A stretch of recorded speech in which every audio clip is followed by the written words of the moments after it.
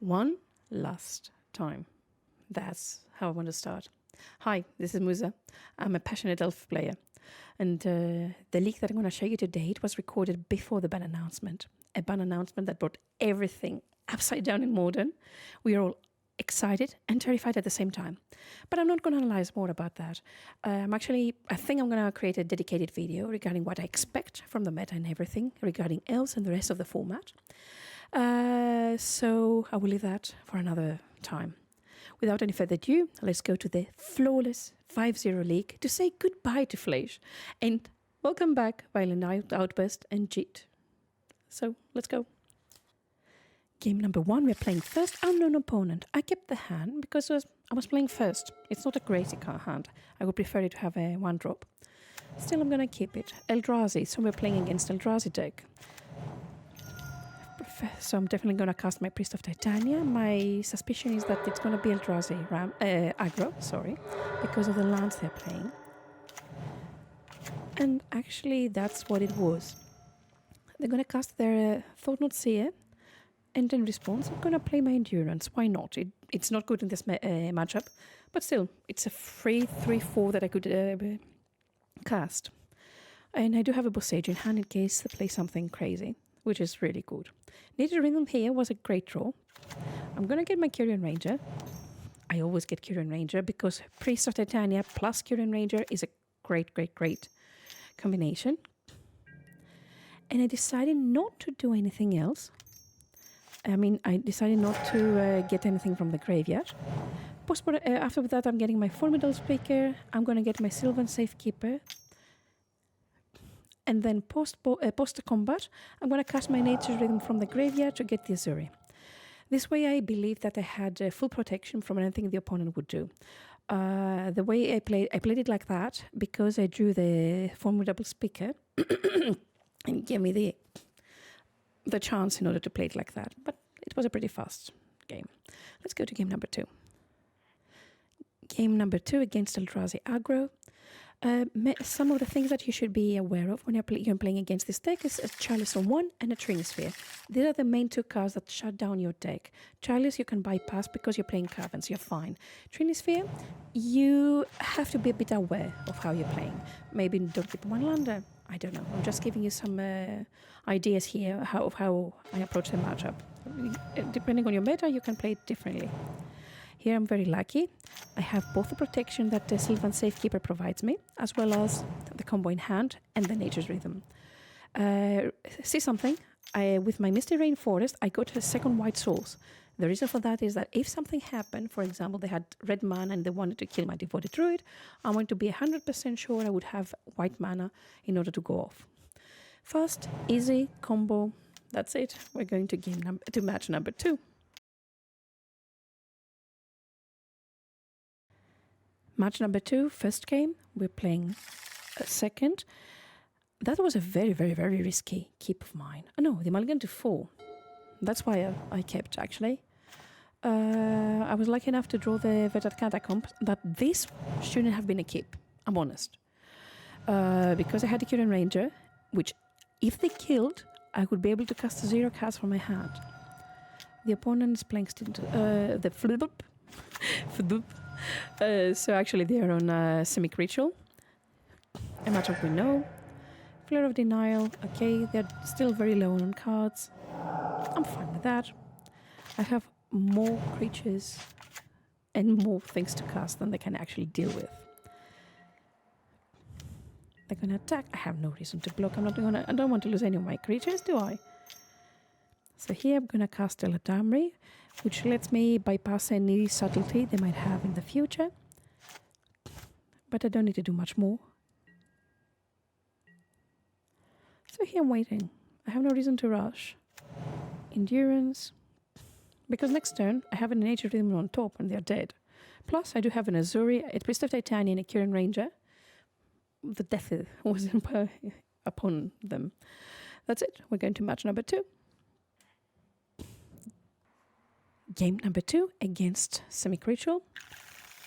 This is a great hand. It has Vexing Bauble, so it stops all the free spells plus the Cascades. So this is the card that I'm going to cast turn 1. And obviously I'm going to fetch for a forest because you don't want to get Flood Moon, do you? It has happened to me, and it's so stupid to get Flood Moon when you're playing Elves, because what you do well, you're creating green mana. Here I'm going to play very, very, very careful. Even I prefer to cast my Heritage Druid with my Cavern, which was another great card in this matchup, then actually do something else. The fact that they actually went for the Underground Mortuary, meaning black, for me it means definitely that they do have Culling Ritual, and I will try to play around it. Do you see? They tried to Cascade because it was a free spell, Vexing Bauble countered it, and we're fine. This is what they went through. So land, I don't need another land. That was a great draw, the Curian Ranger. I'm going to play the Cauldron. I'm always keeping 2 mana up. Even though I don't have a great hand, and they should have a better hand than me, I don't really need to rush right now. My life is a resource. You only die when you reach 0 life, they mill you, or they deal you 10 poison. Skyclave Apparition, we're okay with that. Heritage, I'm not doing anything still, I'm playing very, very cautiously because I have enough answers to many of the threats.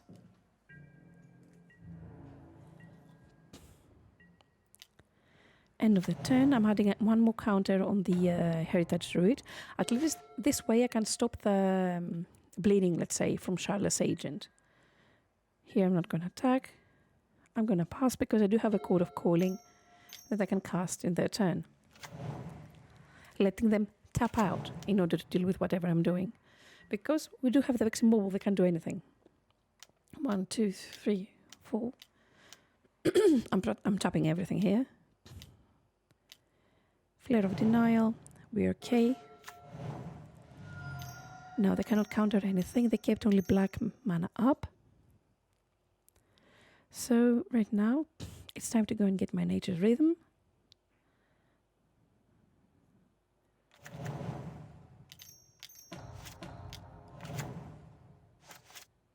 Here I realized I did something wrong. No, I didn't. I actually did it right. No, I actually didn't. I don't know why I did that. I don't know why I didn't go for the kill. Because I did have the kill at this point. I just needed to go and get my Vizier using my second Nature's Rhythm and kill them. I have no idea why I did it like that, but it's okay. That was a misplay. But this time, I'm going to do it right. 2, 3, 4. 4 for the Vizier, and that's it. We're going to the next one.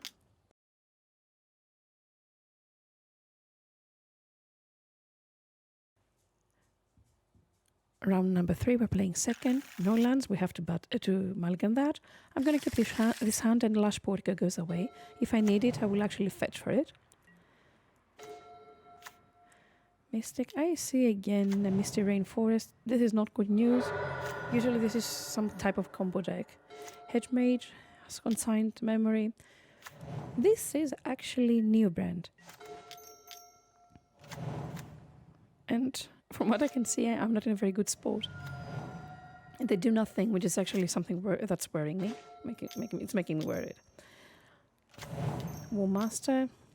Here I'm going to cast double War Master in order to create enough tokens in case they do have a Gialta with a Xenagos, as you call it in English, Xenagos as we call it in Greek. I would be able to do something. 1, 2, 3. I'm going to cast my Ladamri, hoping that maybe I'll draw the Vizier off the top of my deck. But that's not the case. So I'm just going to attack with everything. At this point, either they beat me by going off, or I keep on chipping in for damage. I think they just missed the third land. Maybe they had an Eldritch Evolution to go off. Maybe that's the problem. So, you go away from here. I don't need to do much more. They have their own 20, and I have pretty much lethal. And I'm attacking very carefully, one by one. Another Nourishing Soul. What have I exiled so far? A Galta and an Atraxa. This time it was enough to stay alive, and that's it for game number 1. Let's go to sideboarding. Game number 2 against Neobrand. Sideboarding is pretty easy. It's not as good as it used to be when I used to play Mana Tithe, but it's doable. You just have to keep the paths they erodes, and obviously the Vexing Bauble, and that's pretty much it. Also, I bring in Disruptor Flute because I try to cast it proactively in order to prevent them from casting an Allosaurus Rider. Generous End, Hedge Mage. And if you see, I also skipped a whole turn of mine. If you wonder how goofy can I be very, very, very goofy. That's another proof of it. At this point, I'm wondering, what did the opponent keep? Because they have done nothing at all. And I have no reason not to play my Yavimaya because I have enough forest. Not that I could keep it in hand. I mean, I did need the second land. 1, 2, 3. We're going to cast their Hootin Mandrills. Whenever you see this card being played against you by Neobrand, expect them, at least I do, and next turn to Eldritch Evolution it in order to get Nella Schnorn. You know, the big girl, the one that deals that gives -2/-2 to all your creatures and +2/+2 to theirs. That one. And you don't want that. Still, they do nothing. They have 5 cards in hand. I don't know what's going on. But it's not like I can play defensively right now, is it? So I'm just going to try to progress my game. And what's the best way of progressing the game at this point? Combo. I will try to combo them. War Master. I'm going to cast my Nature Rhythm from the graveyard. This way I am keeping my second tutor, which is Court of Calling, an instant speed tutor, as I keep saying, if I need it. But they didn't really do anything. And that's it for the third round. We are flawless so far. 2-0 up, 2-0, 2-0 every game. And we're going to the fourth round.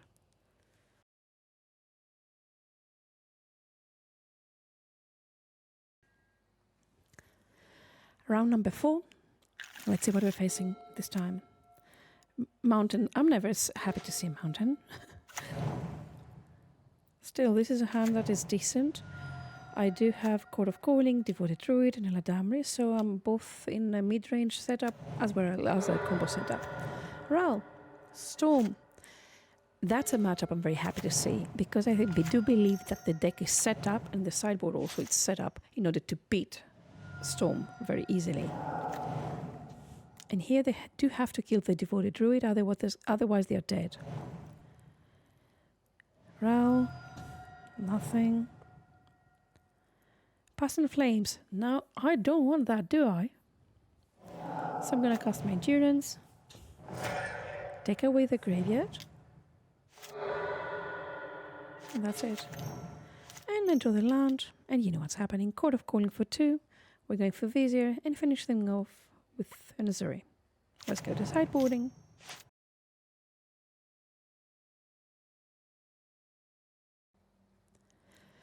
Game 2 against Storm.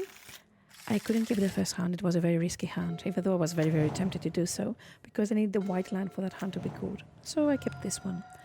Did you notice something so far? We're going flawless against combo decks.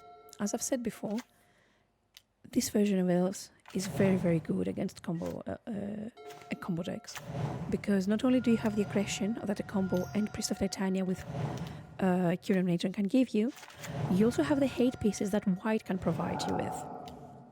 And that's what we have here. So back to the game, I see that they have a Prismatic Ending in exile. So my Nature's Rhythm for 2 is going to aim for Dranith Magistrate. This way they cannot cast anything from the exile. But the opponent here, they were not very nice. Fire Magic for 3. Boom, there's my board, and I can't cast anything from my hand. I get very lucky here. I do draw my Devoted Druid. Prismatic Ending. They're taking my Dumping Sphere away. And here we have I pause it. I couldn't pause it on time. We have the kill. This is another reason I do play Endurance in the main, even though this time it probably came from the sideboard. Endurance is a tool that can be used either for graveyard hate, it can be used as a blocker attacker. It can put back in your deck something that they removed that you needed, especially if it's a hate piece. But you can also pitch it, like we used to do when I was playing Yawgmoth, in order to have enough green creatures to court for 2, get the Vizier, and finish the game. And that's exactly what I'm going to do right now. And that's it for game number 2. We're going to the last round.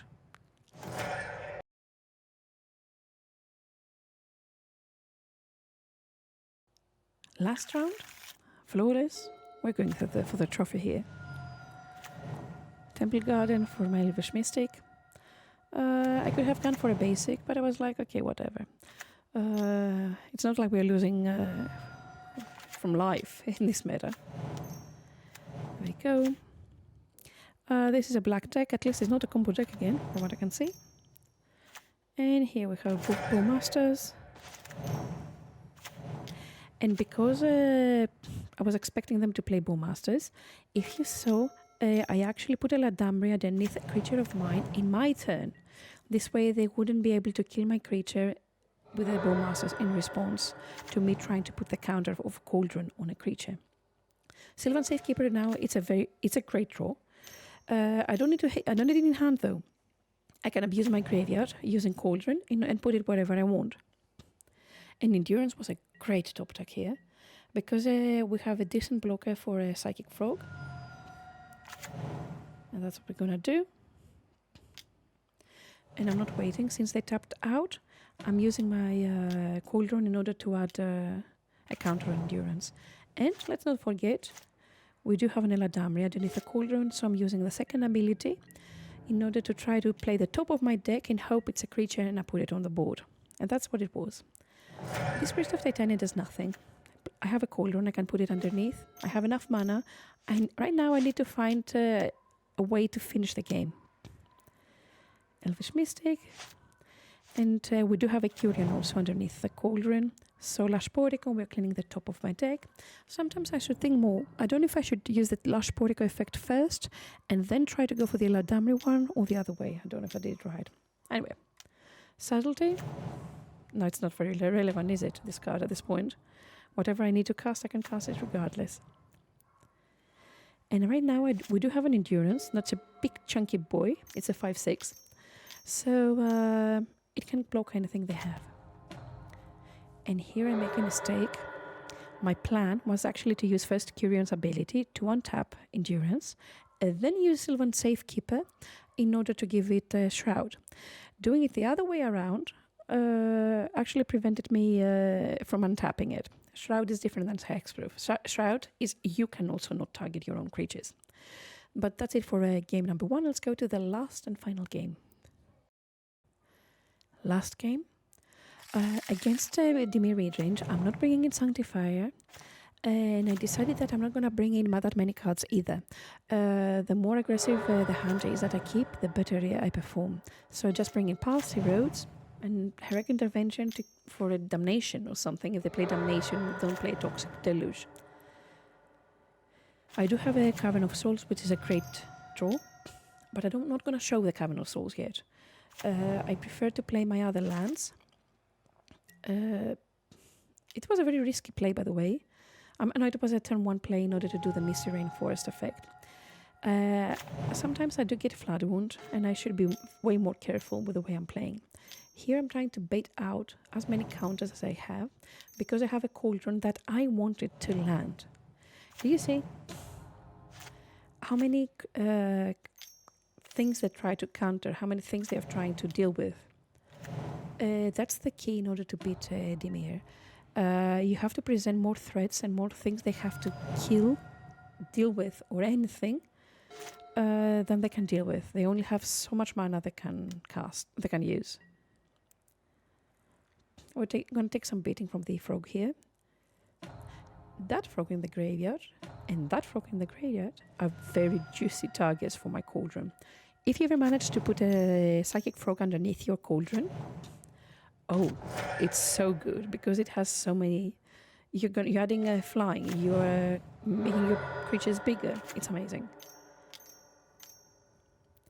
So here I'm going to try to cast my Ladamri. And obviously, when the Orcish Bowmasters targeted my Devoted Druid, I killed my Devoted Druid. This way I don't have to deal with one more creature on the board. That Vizier on the top is a great top deck.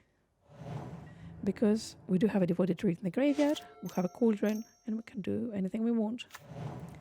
Riddler, the opponent is discarding what? A Spell Snare? Yeah, Spell Snare isn't very good when you're playing a Cavern of Souls. You see, Flood Moon. I played a very risky game. There you go, we're going down to 6. But that's game.